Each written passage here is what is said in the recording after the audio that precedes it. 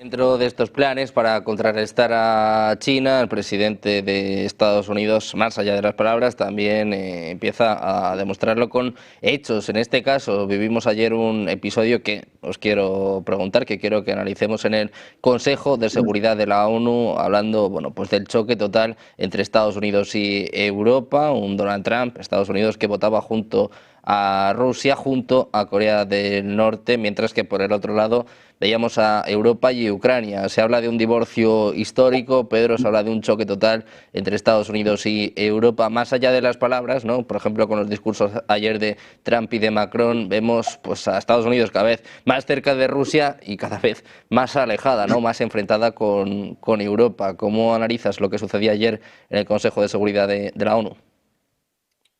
Pues si nos lo llegan a decir hace un año, yo creo que nadie se lo hubiese creído, ¿no? Que Estados Unidos iba a votar al lado de Rusia, al lado de los países que le apoyan tradicionalmente. Y luego, bueno, hay que sumar a China, que siempre se abstiene en estos asuntos, pues para no quebrar ese eje antioccidental. Y lo más sorprendente es eso, ¿no? Que Estados Unidos precisamente se ponga ahora al lado de esos países, ¿no? Tanto de Rusia como de China, etcétera. Para Europa fue un jarro de agua fría, no cabe duda. Es la materialización de ese desenganche de Estados Unidos respecto a la Unión Europea, al proyecto que representa, y no hay que olvidar al proyecto que él mismo, que Estados Unidos mismos comenzaron con la ayuda del Plan Marshall después de la Segunda Guerra Mundial, porque si no llega a ser por Estados Unidos no hubiese habido una Unión Europea tan rápida después de la Segunda Guerra Mundial. Y por lo tanto, lo que decimos siempre sobre la administración Trump es claramente rupturista, pero no supone una gran novedad respecto a los últimos presidentes de Estados Unidos. Él simplemente, digamos que ha avanzado o ha puesto una marcha más en ese desenganche de Estados Unidos respecto a Europa, porque como acaban de decir tanto Emiliano como Eduardo, el centro de preocupación para Washington ya desde la administración Obama claramente están en Asia-Pacífico y en concreto en China. Y todo lo demás son distracciones. Y en concreto, la guerra de Ucrania para un presidente como Donald Trump y sus seguidores ha sido un problema exclusivamente europeo, para nada estadounidense. Por lo tanto, tenemos que ser los europeos los que lo resolvamos y los que finalmente nos tengamos que entender con Rusia.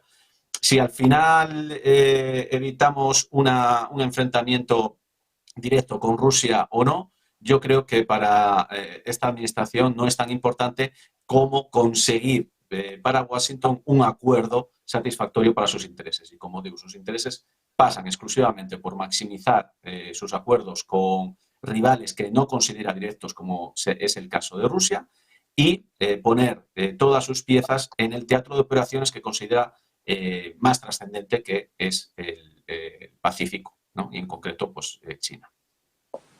Bueno, pues pendientes de China, ayer, como estamos explicando, ¿no? Como estamos intentando analizar, por cierto, mirando también de rojo a los mercados con, bueno, bastantes dudas, bastante incertidumbre en Wall Street, sobre todo Tesla bajando más de un 6%, enseguida echamos un vistazo a cómo está la situación en los mercados, ante mucha incertidumbre, también pendientes de los aranceles de Donald Trump, miedo en los inversores, mientras ayer también se vivía miedo en el Consejo de Seguridad de la ONU, Emiliano, con este divorcio histórico entre Estados Unidos y Europa. Se habla mucho de que Trump está dando un giro, ¿no? De que está cambiando la política exterior, pero ¿esperabas algo así? ¿Esperabas una demostración como la que vivimos ayer, ya no solo porque fuese la ONU, sino también porque era el tercer aniversario de la guerra? Bueno, no es que esté cambiando la política exterior de Estados Unidos, es que la está hundiendo en la miseria. Porque claro, Marco Rubio hace un pequeño discurso diciendo que hay que volver al estado original de Naciones Unidas como garante de la paz, y resulta que Estados Unidos se alinea con Rusia, con Corea del Norte, con Bielorrusia en la Asamblea General. E incluso se llega a abstener sobre su propia resolución porque los europeos junto a Ucrania logran introducir los aspectos claves en una resolución que es mínima. Y luego otro debate en el Consejo de Seguridad y vuelve otra vez a alinearse con Rusia. Pues obviamente lo que demuestra es que la administración Trump y la política exterior está completamente desnortada. Y es paradójico que se alinee nada más y nada menos con estos países que, como todos sabemos, pues respetan la legalidad internacional, respetan la integridad territorial y la soberanía de los estados, que es lo que representa un poco la Carta de San Francisco de Naciones Unidas. Es decir, ayer fue un espectáculo con tintes de tragedia, y es que incluso los analistas tradicionales del sistema de Naciones Unidas no se lo podían creer, porque es ya un salto al vacío que no sabemos hacia dónde va a llevar a Estados Unidos. Y el pueblo norteamericano y lo que ha representado Estados Unidos para la construcción de todo este sistema no se merece unos cambios de postulados de tal magnitud, porque nadie sabe a dónde va a conducir estos cambios de la política exterior de Estados Unidos. Lo que sí que tenemos que tener claro los europeos es que no nos podemos quedar de brazos cruzados, que tenemos que reaccionar, que tenemos que ser los garantes de esa legalidad internacional y llevar a cabo las transformaciones o cambios necesarios en el sistema de funcionamiento de la Unión Europea, en la comunitarización del pilar de política exterior, seguridad común y defensa, y tratar de dar una respuesta.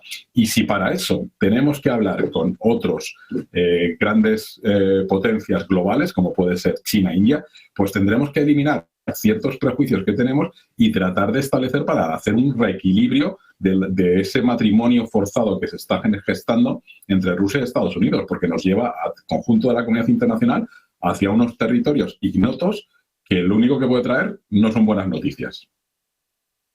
Bueno, pues pendientes de lo que sucedió ayer en la ONU, mirando también, atentos a si vuelve a suceder en el futuro. De momento, como estábamos contando, ¿no? En el tercer aniversario de la guerra en Ucrania, pues un jarro de agua fría, un batacazo para Europa, sobre todo también para Ucrania. Eduardo, ¿tú te sorprendiste? ¿Esperabas algo así? Además, en una instancia como esta, ¿no? En un Consejo de Seguridad de la ONU, nada más y nada menos.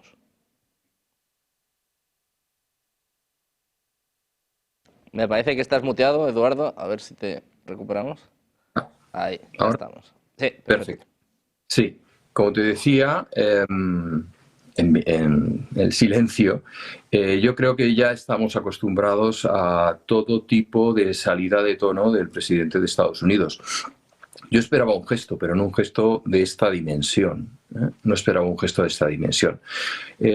Trump es un político de gestos y de negociación empresarial. No hay ningún planteamiento ideológico trascendente, para eso ya tiene al vicepresidente. Yo precisamente ayer tenía una reunión con 40 directivos de todo el mundo que se habían reunido en España de una importante compañía para hablar de hacia dónde íbamos, ¿no? Y recuerdo que una de las frases que surgió es una frase muy conocida de Groucho Marx, ¿no? La situación es tan confusa que ya no sé si soy de los nuestros, ¿no? También se podría sumar estos son mis valores y no le gusta tengo más. Trump está jugando a Groucho en este sentido. ¿Sí? ¿Se escucha bien? Bien. Yo creo que desde los tiempos en que Joseph Kennedy era embajador de Estados Unidos en Gran Bretaña, Estados Unidos no ha tenido un político tan diletante y tan anti-europeo en la cúspide, ¿no? En los órganos realmente de gobierno y decisión. El matrimonio contra natura entre Estados Unidos y Rusia tiene esa explicación. Es la conquista del centro eurasiático, la reivindicación frente al enemigo común que puede ser China, que puede desbordar las fronteras con su inmigración en necesidad de espacio vital, que diría Adolfo Hitler. Esa situación está tomando forma y además de la manera más dolorosa, porque claro, recordarte que no está clara la responsabilidad de la guerra el mismo día en que se cumplen 3 años de la invasión, pues es muy llamativo, ¿no? El tema es muy debatido. Podríamos hablar de los acuerdos de Minsk, de lo que Ucrania respetó y no respetó a lo largo del tiempo, etcétera, etcétera, ¿no? Pero el hecho es que eran 3 años de un conflicto en denominación rusa y de una guerra en denominación ucraniana. Y, como decía Ramón, ¿no? El señor Pedro Ramos, perdón. Como decía Pedro, realmente esto hace un año era absolutamente impensable, absolutamente impensable. Y lo que demuestra es que Estados Unidos, por primera vez en su larga historia, ha renunciado a una política exterior que unificaba en lo esencial a los dos partidos dominantes y está jugando a esa política de partidos exactamente igual que lo que estamos viendo en Alemania, ¿no? Era la referencia de país con clara política de Estado y realmente hay ya muy pocos estados, incluso en Europa, que puedan decir qué son y hacia dónde van. Creo que es un gran problema de identidad generalizado.